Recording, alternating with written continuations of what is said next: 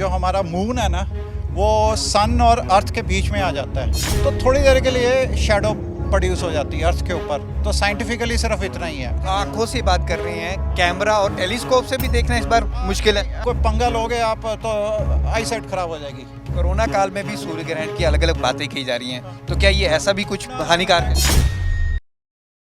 सूर्य और चंद्रमा जब पृथ्वी के नज़दीक आते हैं तो सूर्य ग्रहण लगता है। कल सूर्य ग्रहण है और इसकी हम बात करें, इसके महत्व की बात करें तो इसके कई महत्व भी बताए जा रहे हैं। पूजा पाठ का एक विशेष महत्व है, लेकिन हम इसके साइंटिफिक वे की बात करेंगे, वैज्ञानिक तरीके से। हमारे साथ हैं पीयू के प्रोफेसर डॉक्टर संदीप सहजपाल। सहजपाल जी, अगर हम बात करें प्रोफेसर साहब, तो ये जो सूर्य ग्रहण है, इस बार का जो सूर्य ग्रहण है, वैज्ञानिक दृष्टि से आप हमारे व्यूअर्स को समझाएं क्या है। हाँ, सोलर इक्लिप्स में क्या होता है बेसिकली, जो हमारा मून है ना वो सन और अर्थ के बीच में आ जाता है। ठीक है, नॉर्मली हमारे को सन से लाइट आ रही है, ठीक है, वो अभी भी आ रही है, अभी तो खैर बादल है, सन से लाइट आ रही। अगर सपोज करो इसके बीच में मून आ जाए, क्योंकि मून अर्थ के आसपास घूम रहा है, तो थोड़ी देर के लिए शैडो प्रोड्यूस हो जाती है अर्थ के ऊपर। तो साइंटिफिकली सिर्फ इतना ही है। ये सोलर इक्लिप्स में क्या स्पेशलिटी है, इसमें क्या, ये एनुलर सोलर इक्लिप्स होगा।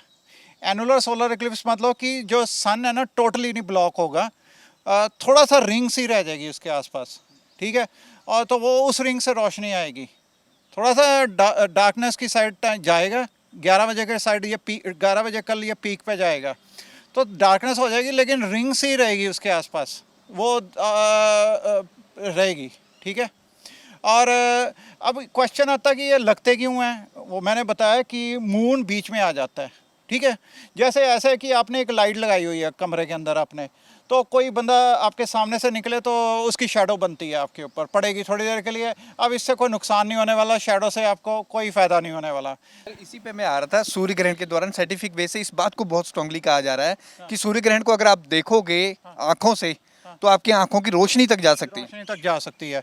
वो ये होता है कि हमारे जो एक पर्दा होता है आँख के पीछे, जो जिसको हम रेटिना कहते हैं, ठीक है।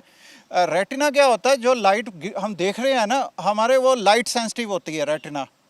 जो सन की रेडिएशन होती है, जो नॉर्मल रेडिएशन है, ये जो हम जिससे हम देख रहे हैं एक दूसरे को, वो रेडिएशन जब हमारा लेंस आँख का फोकस करता है रेटिना पे, वो उसको डैमेज कर देता है, ठीक है। और वो रेटिना होती है लाइट सेंसिटिव, वो पेन सेंसिटिव नहीं होती। अगर मैं आपको चूंटी काटूँ यहाँ पे तो आपको पेन होती है। रेटिना पेन सेंसिटिव नहीं है सेल, वो लाइट सेंसिटिव है, ठीक है। तो वो आपका डैमेज होना शुरू हो जाता है, आपको पेन भी नहीं हो रही होती, तो वो इतना ज़्यादा डैमेज हो जाता है कि वो पर्दा ख़त्म हो जाता है। अगर तो आप आंखों से बात कर रहे हैं, कैमरा और टेलीस्कोप से भी देखना इस बार मुश्किल है। नहीं, जो लोग एक्सपर्ट होते हैं, एक्सपर्ट कौन कौन लोग हैं, एक तो है कि कैमरामैन, अगर उनको नॉलेज है सोलर इक्लिप्स को कवर करने की, या जो फिजिसिस्ट हैं, फिजिक्स कम्युनिटी के लोग, इंजीनियरिंग कम्युनिटी के भी लोग होते हैं, बाकी जो आई स्पेशलिस्ट होते हैं, आई सर्जन होते हैं, जो उनको तो समझ होती है कि सन की क्या है। एक वैसे ही चीज़ आप एक ध्यान रखो हमेशा, हमारे एक इनबिल्ट हमारे नेचुरल टेंडेंसी है, हम सूरज को कभी भी नहीं देखते। आप खुद ही देखा है आपने, कोई भी जानवर सूरज को नहीं देखता। सनराइज होता है, सनसेट होता है, तब थोड़ा बहुत देख लेते हैं, ठीक है, क्योंकि उसकी इंटेंसिटी कम है। अदरवाइज आप मेरे को कभी बताओ कि आपने सन को कब देखा है, कभी भी नहीं देखा। वो हमारी इनबिल्ट है, हर एनिमल में होती है। अच्छा, आप टेलीस्कोप से देखना है, जो आपने किसी बाइनोकुलर से, वो ना देखो अगर आपको समझ नहीं है इसकी। लोग कहते हैं वेल्डिंग ग्लास से लगा लो या फिल्टर लगा लो, नहीं, ऐसा नहीं चलता है, ना देखो। क्या फ़ायदा है, टेलीविज़न पे आ जाती है आपकी फ़ोटो, ठीक है। कैमरामैन होते हैं, जर्नलिस्ट हैं, वो सारे कवर करके आपको दिखा देते हैं टेलीविज़न पे, उस पर देख लो। कोई पंगा लोगे आप तो आई साइट ख़राब हो जाएगी। तो ना करो, बच्चों को तो बिल्कुल ही ना करने दो। बाई चांस अगर कुछ हो जाता है, अगर किसी ने कर ली गलती, इसको गलती नहीं मैं कहूँगा, बेवकूफ़ी कर ली किसी ने, कि देख लिया और उसको लगने लग गया कुछ गड़बड़ हो गई है, वो सबसे पहले उसको किसी आई स्पेशलिस्ट के पास उसी टाइम भागना पड़ेगा। ये आई सर्जन के पास उसको उसी टाइम जाना पड़ेगा, वो उसको देखेंगे क्या करना है उसका। ठीक है। एक सर, इसके समय को लेकर बात हो रही है, काफ़ी समय को लेकर काफ़ी बात अलग अलग की जा रही है, क्या समय क्या है इसका सूर्य? जो पीक पे पहुंचेगा 11 बजे पहुंचेगा। उससे पहले ये धीरे धीरे जो मून है ना वो उसके आगे आगे आके धीरे धीरे ब्लॉक करने लग जाएगा, वो 10 बजे के पास शुरू हो जाएगा। और ये पूरा पीरियड जो एपिसोड चलता है वो होता है 3-4 घंटे का है। लेकिन 11 बजे के आसपास पीक पे जाएगा। कोरोना काल में भी सूर्य ग्रहण की अलग अलग बातें की जा रही हैं, तो क्या ये ऐसा भी कुछ ना, हानिकारक है? कुछ कुछ नहीं है, इससे कोई लिंक नहीं है, किसी भी तरह का लिंक नहीं है। सोलर इक्लिप्स, ल्यूनर इक्लिप्स होते हैं, पीरियोडिसिटी चलती है हमारी।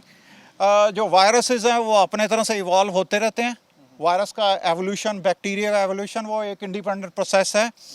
कुछ साइंस होती है जिससे म्यूटेशंस होती हैं या कुछ होती हैं वायरसेस में, या बैक्टीरिया में चेंजेस आती रहती हैं, नए वायरसेस वो इवॉल्व करते हैं, उसमें अल्ट्रावायलेट रेडिएशन वगैरह जो और एनर्जेटिक पार्टिकल्स कंट्रीब्यूट करते हैं। लेकिन इस टाइम पे एनीवे सन मिनिमा पे गया हुआ है। मिनिमा पे सन एक फेज़ में जाता है, मैक्सिमा मिनिमा फेज़ पे जाता है। इस टाइम सन वैसे ही मिनिमा पे, तो वो चीज़ नहीं हो रही। कोरोना वायरस का कोई भी किसी भी तरह से दूर दूर तक कोई लिंक नहीं है साइंटिफिकली। तो सूर्य ग्रहण को लेकर ये साइंटिफिक वे प्रोफेसर सहजपाल ने हमें बताए हैं, लेकिन एक बात इन्होंने खास तौर पर कही है कि सूर्य ग्रहण जो कल लगने वाला है, अपनी नंगी आंखों से सूर्य को मत देखें, इससे आपकी आंखों की रोशनी तक जा सकती है। कैमरामैन अमनदीप सिंह के साथ भगवत सिंह, पंजाब केसरी टीवी, चंडीगढ़।